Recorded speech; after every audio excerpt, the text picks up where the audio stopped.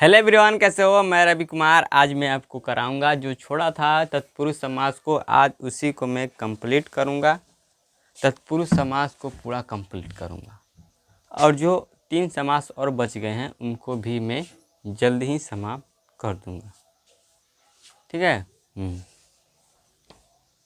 एक आपका द्विगु समास, द्वंद्व समास, कर्मधारय समास और आपका होता है एक अविभाज्य समास। और मैंने आपको यहाँ पर तत्पुरुष समास को समाप्त कर दिया। जो आपका बच जाएगा द्वंद्व समास, द्विगु समास, बहुव्रीहि समास, कर्मधारय समास, चार समास, उसको भी कंप्लीट कर दूंगा। ठीक है। तो हम लोग चलते हैं, अपना क्लास शुरू करते हैं। तो यहाँ पर समझिए पहले क्या लिखा है। यहाँ पर मैं संबंध तत्पुरुष समास लिखा हूँ। आप अगर पीछे लेक्चर देखे होंगे तो उसमें मैंने समास, जो आपका तत्पुरुष समास है, इसके मैंने 2 भेद बताया था। पहले बताया था आपका वेधीकरण तत्पुरुष समास, दूसरा आपका होता है समानाधिकरण तत्पुरुष समास। समानाधिकरण तत्पुरुष समास में समानाधिकरण जो तत्पुरुष समास है उसी को हम कहते हैं कर्मधारय समास। तो उसे हम पढ़ेंगे, कर्मधारय समास पढ़ेंगे अलग से। लेकिन जो वेधीकरण तत्पुरुष समास है इसके आपके 6 भेद होते हैं। क्या होते हैं? 6 भेद होते हैं, जिसमें आपको कारक जो चिन्ह होता है, कारक जो चिन्ह होता है क्या होता है कर्ता, जो कर्ता है, कर्ता को छोड़कर और नीचे आपका जो होता है संबोधन। ठीक है। संबोधन कारक को छोड़कर जितने आते आपके जितने आते हैं कारक 6 गो, वो आपके हो जाएंगे क्या? वेधीकरण तत्पुरुष समास के भेद हो जाएंगे। जैसे आपका हो जाएगा कर्म तत्पुरुष समास हो जाएगा। ठीक है।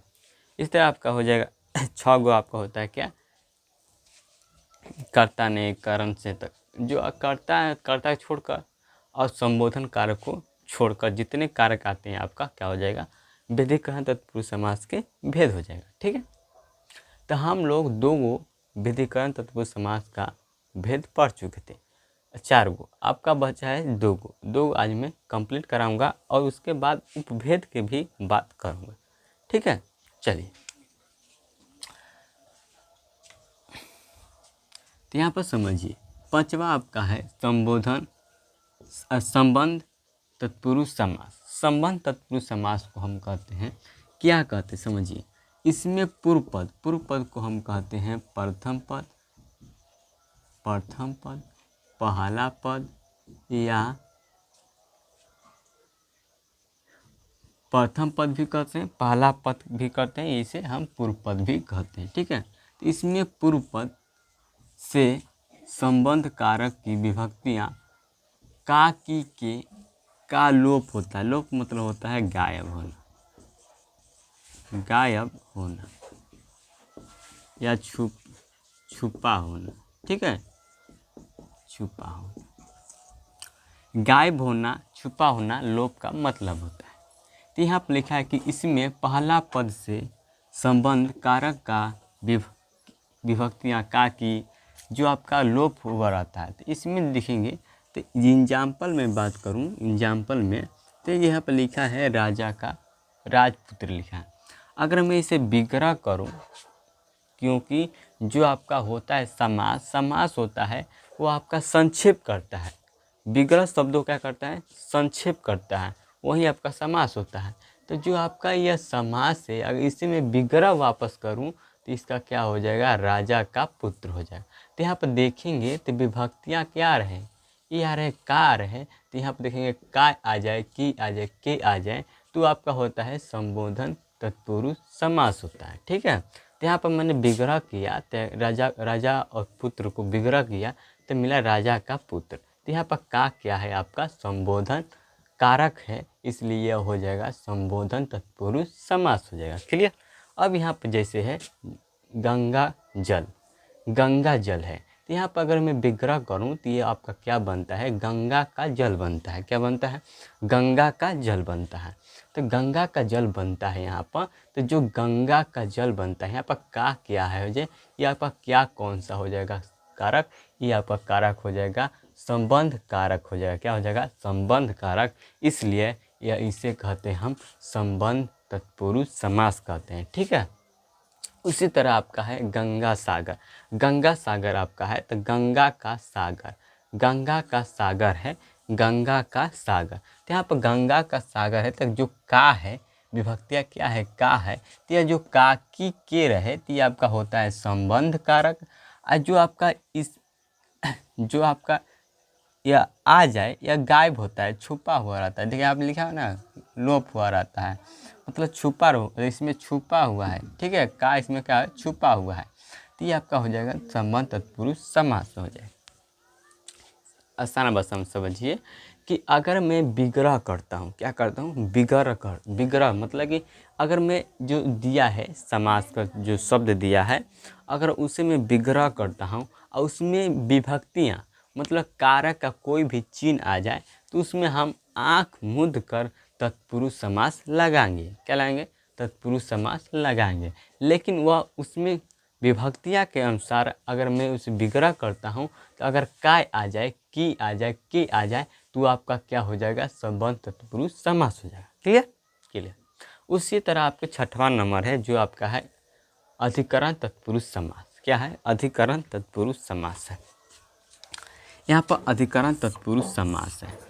तो इस समास में यहाँ पर लिखा है कि इसमें पूर्व पद से अधिकरण कारक की विभक्ति में और पर। यहाँ पर ध्यान से देखेंगे तो लिखा है में और पर। जो कारक होता है, कारक अब कितने होते हैं, 9 होते हैं। कितने, 9 होते हैं कि 8 होते हैं, कारक 8 होते हैं। ठीक है, यहाँ पर मैं लिख देता हूँ। जो आपका होता है कर्ता, कर्ता ने कर्म को करण से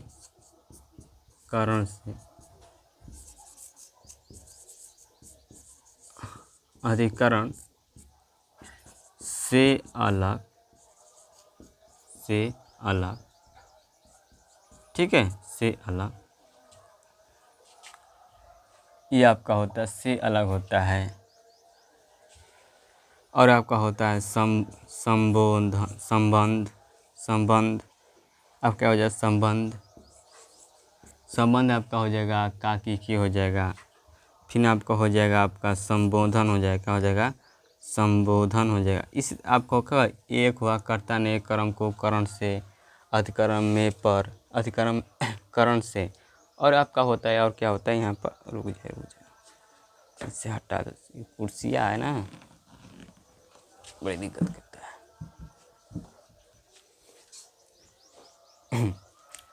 तो ये आपका हो जाएगा क्या, इसी तरह आपका हो जाएगा या संबोधन हो जाएगा, संबंध यहाँ पर हो जाएगा का की के हो जाएगा। ठीक है, इसी तरह आपका हो जाएगा यहाँ पर 1 2 3 4 5 हुआ ना। और क्या होता है, एक आपका अधिकरण होगा, संबंध हो गया, और क्या हो जाएगा आपका तत्पुरुष समास। अगर इसमें आपका विभक्तियाँ आ जाए तो ये आपका क्या हो जाएगा, तत्पुरुष समास हो जाएगा। ठीक है, क्या हो जाएगा, तत्पुरुष समास हो जाएगा। आपका होता है इसमें अपदान तत्पुरुष समास होता है, उसका आप संप्रदान तत्पुरुष समास होता है। ठीक है, अपदान संप्रदान यहाँ पर हो जाएगा, यहाँ पर क्या हो जाएगा, यहाँ पर इस तरह से निकलेंगे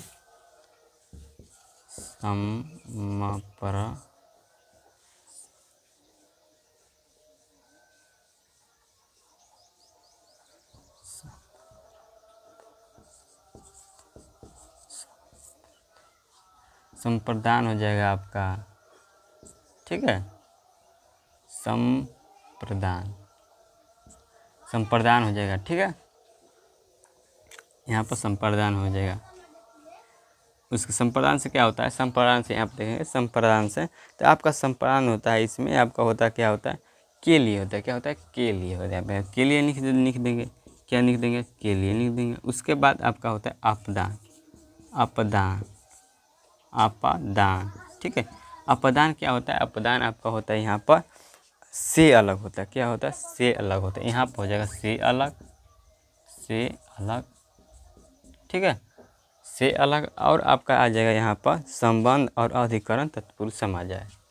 यहाँ पर आ जाएगा संबंध, जिसे हम कहते हैं का की के कहते हैं, ठीक है। और आपका कहते हैं यहाँ पर अधिकरण, अधिकरण जिसे हम कहते हैं यहाँ पर क्या कहते हैं, में और पर, में और पर। और आपका लास्ट जो बचता है उसे हम कहते हैं संबोधन, संबोधन कारक, जिसे हम कहते हैं नानी ने, नानी ने, रारी रे, काकी के, आपका होता है सब है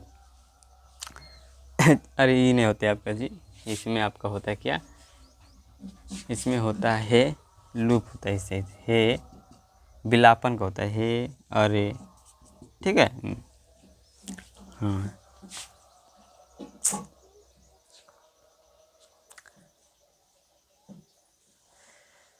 हम तेरी, तो ये आपका होते हैं 6, ये आपको है यहाँ 1 2 3 4 5 6 7 8, तो 8 में से जो पहला है इसमें हटा दूंगा और इसको लास्ट को मैं हटा दूंगा, तो जितने आपके बच गए 6 गो आपका हो जाएंगे या भेदीकरण तत्पुरुष समास के भेद हो जाएंगे, ठीक है। तो आपका जो भेदीकरण तत्पुरुष समास के अब बात करेंगे उपभेद, उपभेद कितना होता है, तो उपभेद इसका 6 होता है, कितना होता है 6 होता है, कितना होता है 6 होता है, कितना होता है 6 होता है। इसमें आपका होता है नई तत्पुरुष समास होता है, दूसरा होता है अलुक तत्पुरुष समास, तीसरा होता है मध्य पद लोपी तत्पुरुष समास, चौथा होता है म्यूर व्यासाधि तत्पुरुष समास, परादि तत्पुरुष समास, उपपद तत्पुरुष समास। ये आपके कितने होते हैं 6 उपभेद होते हैं, ठीक। उसके बाद मगर मैं बात करूँ उपभेद के पहला के नए तत्पुरुष समास को, यह क्या कहता है कि यदि किसी समास का, यदि किसी समास का, यहाँ पर मैंने बताया था एग्जाम्पल नहीं, तो यहाँ पर घोड़े पर सवार क्या हो जाएगा, घोड़सवार हो जाएगा। ये यहाँ विग्रह करेंगे आत्मनिर्भर, तो अपने पर निर्भर आत्मनिर्भर होता है। और नरोत्तम अपन नर में उत्तम नरोत्तम होता है। और रथ रूढ़ मतलब होता है रथ पर सवार, यहाँ पर रूढ़ आरूढ़ का मतलब होता है सवार, ठीक है। बस यहीं पर कुछ नहीं लिखा, इतना लिखा है कि आप भी पढ़ के समझ सकते हैं। यदि किसी समास का प्रारंभ नकारात्मक हो, प्रारंभ मतलब कि शुरू वाला क्या हो नकारात्मक हो, तो उपसर्ग में, उपसर्ग जो आपका उपसर्ग आ अन से प्रारंभ होता हो, तो वहाँ क्या हो जाएगा नए तत्पुरुष समास हो जाएगा, ठीक है। यहाँ पर लिखा हुआ है कि अगर कोई नकारात्मक जो शब्द है, क्या नकारात्मक उपसर्ग है जिसे हम कहते हैं अ अन न, इससे क्या हो शुरुआत हो कोई भी समास, ठीक है, तो वहाँ आपका हो जाएगा नए तत्पुरुष समास। यह अपन लिखा है कि अनचाहा, यहाँ पर अनचाहा लिखा है, यहाँ पर अनदेखा, यहाँ पर नकरा नकारा, ठीक है। यहाँ पर नाम अनाम लिखा है, यहाँ पर अनाथ लिखा है, ठीक है। तो यहाँ पर अनाम का मतलब होता है जिसका कोई नाम न हो, उससे कहते हैं अनाम। यहाँ पर अनाथ का मतलब होता है जिसका कोई न हो, वही होता है अनाथ, जिसका, ठीक है। तो यहाँ पर जिसका कोई नहीं होता उसका होते हैं नाथ, तो वही है अनाथ, ठीक है। यहाँ पर अनचाहा, यहाँ पर तो देखेंगे तो यहाँ पर जो आपके अ है, ठीक है, यहाँ पर अ है, यहाँ पर अ है, ठीक है, यहाँ पर अ है, अन है, यहाँ पर अन है, यहाँ पर अन है, यहाँ पर आपका अ है, ठीक है।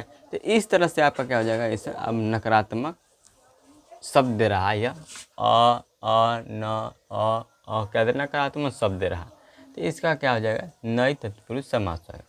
इसमें आ जाएंगे हम क्या हो जाएगा मध्य पद पद लोपी में।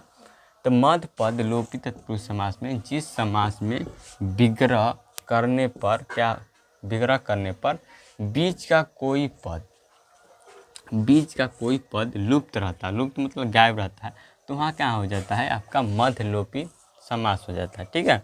अब जैसे यहाँ पर लिखा है दही बड़ा, तो दही बड़ा के आपको विग्रह करेंगे तो दही में बगा, दही में बड़ा, तो यहाँ पर देखेंगे तो में जो क्या है लोप हुआ है, इसमें क्या हुआ है छुपा हुआ है, तो आपका क्या हुआ है यहाँ पर बीच का क्या होना चाहिए लोप रहता है, क्या इसमें बीच का क्या होता है लोप होता है, ठीक है। इसलिए वहाँ पर हो जाएगा मध्य पद लोपिस। आपका यहाँ पर इसमें इसके लाइने में ही देखा मध्य पद लोपी, मतलब कि मध्य का पद जो है वह क्या होता है गायब रहता है, वही आपका होता है मध्य पद लोपी तत्पुरुष समास। तो यहाँ पर देखें कि मध्य का पद क्या है, लोप हुआ और गायब हुआ है। रस का गुल्ला, रस में गोला। और यावान कहते हैं कि याव में यान, और गोबर गणेश जिसे कहते हैं गोबर का गणेश। अब यहाँ पर अगर मैं दही में बड़ा अगर विस्तार में लिखूँ तो कैसे लिख सकता हूँ, दही में डूबा हुआ बड़ा। अगर मैं रस में गोला तो इसे मैं विस्तार में लिख सकता हूँ क्या, रस में डूबा हुआ गोला। और याव में यान जिसे कहते हैं, याव में चलने वाला यान जिसे हम कहते हैं आपका वाहन भी है होता है, ठीक है। गोबर से बना हुआ गणेश जिसे गोबर का गणेश कहते हैं, ठीक है। यहाँ पर आ जाएंगे तीसरा आपका है अलुक तत्पुरुष समास। यहाँ पर आपको पूरा उपभेद पढ़ने की जरूरत नहीं है, जो पेटेंट होता है उसी को मैं पढ़ाता हूँ।